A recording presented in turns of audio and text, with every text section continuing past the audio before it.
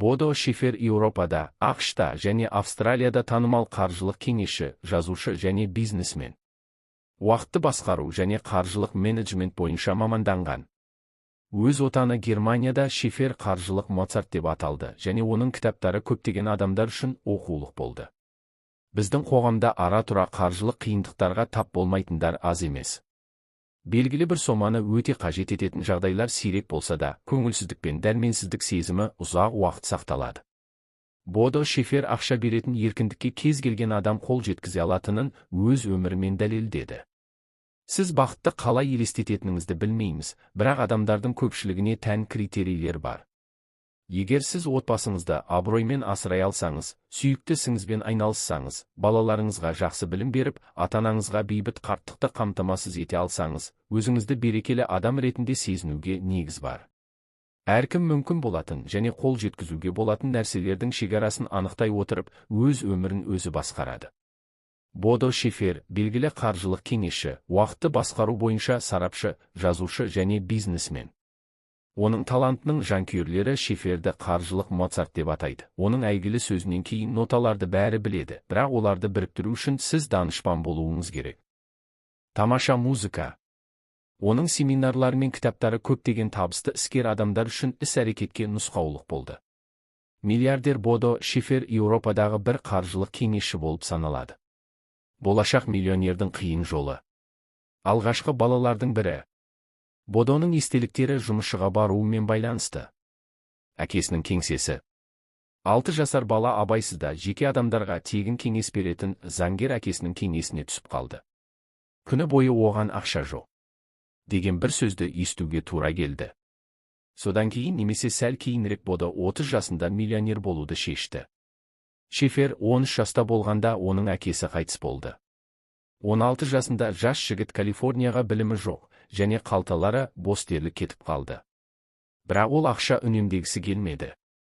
Жеңімпаздар өмір бойы бірінші дәрежелі саяхат жасайды деген қағидамен өмір сүруді жөн көреді. Нәтижені көп күтудің қажеті жоқ. 26 жасында Бодо 75.000 марка қарызы бар банкроттыққа жетіп қалды. Шиферге жағдай үмітсіз болып көрінбеді. Ол ең жақсы деп санаған шешім осы ерекше адам жасаған барлық нәрсе сияқты ерекше болды. Ең дарынды спортшыға да жаттықтырушы керек, деді Бодо өз-өзіне және айта бастады. Тәлімгер іздеу. Ол өзінің болашақ гурусымен американдық миллиардер өзінің байлыққа жету жолы туралы айтқан лекциясында кездесті.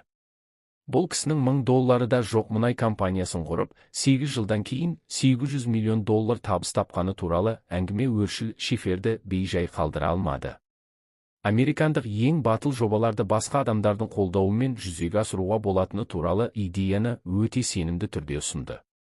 Олар кездесіп көп ұзамай бірлескен серіктестік құрылды. 2,5 жылдан кейін тәлімгері Бодоның қамқорлығымен Шифер бір айда алғашқы 100.000 балл жинап, баға жетпес тәжірибе жинады. 30 жасында Бодо жоспарлағандай өзінің алғашқы миллионын жасады. Көп ұзамай ол өз капиталының пайызына өмір сүруге жеткілікті табыс тапты. Оның өміріндегі өте жағымды кезең басталды. Ол еш нәрсеге ерінбей, бизнесті тастап, бос өмірден ләззат алады. Шифер жаттықтырушысының еңбегін жоғары бағалады, бірақ 34 жасында ол жаңа мұғалім іздей бастады. Бәрі жақсы болды, бірақ миллиардердің қол жеткізген табыстарымен тынығу ниеті болмады. Жаңа биіктерге жетеленген Бодо миллиардер жаттықтырушы іздей бастады. Ол тапты: мұнай. Өз үйі ретінде Шотландиядағы қамалды таңдаған американдық магнат. Бұл адамның қатыгездігі аңызға айналған. Шифер онымен кездесудің жағымды болмайтынын білетін. Ол қателеспеді. Салынып тұр. Мазасыз миллионерге қарап, миллиардер, сен жалғысың, деп күңіренді. Ренжіген Бодо өзін қорғауға тырысты. Жоқ, мен миллионермін. 1 миллиард та жоқ, әрине кедейсің. Қарсы болатын ештеңе жоқ. Шифер шәкірт болуды өтінді. 6 жылдан кейін олар нағыз дос болды, және олардың астаналары тең болды. Миллиардер Бодо Шифер 10 жылдан астам уақыт бойы ақшаны, сәттілік пен бақытты зерттеумен айналысады. Оның сөзін тыңдап, тәжірибесінен пайда көргісі келетін кез келген адаммен өз ойымен бөліседі. Ол бай болуды үйрену қиын емес екеніне толық сенімді. Ақша бұл ең алдымен тәуелсіздік. Шифердің өз білімін бөлісу қажеттілігінің арқасында біз енді миллионерлердің және миллиардерлердің құпияларын біле аламыз. Бодо байлыққа жету жолында жалқаулық пен сенімсіздік қана кедергі болады деп санайды. Бұл кедергілер өте оңай болып көрінеді. Алайық, осы батылда жомарт адамның жолын қайталауға тырысайық. Өкінішке орай, бәрі емес. Бодо Шифермен жеке кездесуге және оның әйгілі семинарларына қатысуға мүмкіндік аласыз. Бірақ біз баға жетпес ақпарат ала алатын кітаптар бар. Қаржылық тәуелсіздікке жол. Шифер рухани және қаржылық әл-ауқат бір-бірімен тығыз байланысты деп санайды. Қаржылық еркіндікке жол кітабы автордың жеке тәжірибесін сипаттайды және ұсынады. Сізге қаржылық тәуелсіздіктің сенімді жолын табуға көмектесетін практикалық кеңестер. Егер сіз шынымен де ақшаны қайдан алуды ұдайы шешіп, өмір сүруді жалғастырғыңыз келмесе, осы кітапты оқыңыз. Жолда жүру үшін бірінші қадамды жасау керек.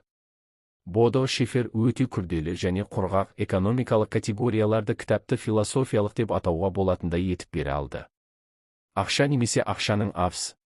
Қаржылық данышпан Бодо Шифер ересектерге арналған дана ертегілер жазуды біледі. Байлыққа бет бұрған кезде байсалды болу қажет емес. Адамдарды кедей ететін ең зиянды ой өз азабына сену. Сіз ешқашан жақсы өмір сүрмедіңіз, оған үйренудің қажеті жоқ. Автор бұл қауіпті қате пікірді ойнақы түрде жояды. Ұйықтар алдында байлық туралы армандап, таңертең қызықсыз жұмысқа барудың қажеті жоқ. Егер сіз оларға рұқсат етсеңіз, армандар мен шындық біріктірілуі мүмкін. Әйелдер үшін ақша жақсы. Сіздің өміріңіз сіздің идеалыңыздан айтарлықтай ерекшеленеді ме? Сіздің арманыңыздың сіздің шындыққа ешқандай қатысы жоқ па? Сіз бұл жағдайға өзіңізді тастап, тағдырыңызды бақытты емес деп санадыңыз ба? Сіздің тағдырыңыз отбасын құрып, бала өсіріп, күн сайын өмір сүру үшін күресу деп ойлайсыз ба? Қаржылық мәселелеріңізді шеше алатыныңызға сенбейсіз бе? Бұл кітап сіз үшін арнайы жазылған. Сіз толыққанды өмір сүруіңіз керек, ал ақша бұл қажетті қолдау. Жеңімпаздардың заңдары. Көбінесе біз басқаларға ненің жақсы, ненің жаман екенін шешуге мүмкіндік береміз. Біз басқа адамдардың стандарттарына сай болғымыз келеді, бірақ біз өз шындықты жасай аламыз. Бодо Шифер ақшаның сенімді қолында өз иесін ғана емес, бүкіл қоғамды бақытты ете алатынына сенімді. Бұл кітаптың негізгі идеясы. Біз алғанның бәрін төлеуіміз керек. Өркендеудің бағасы ойлаудың өзгеруі. Жақсырақ өмір сүргіңіз келсе, төлеуге дайын болыңыз.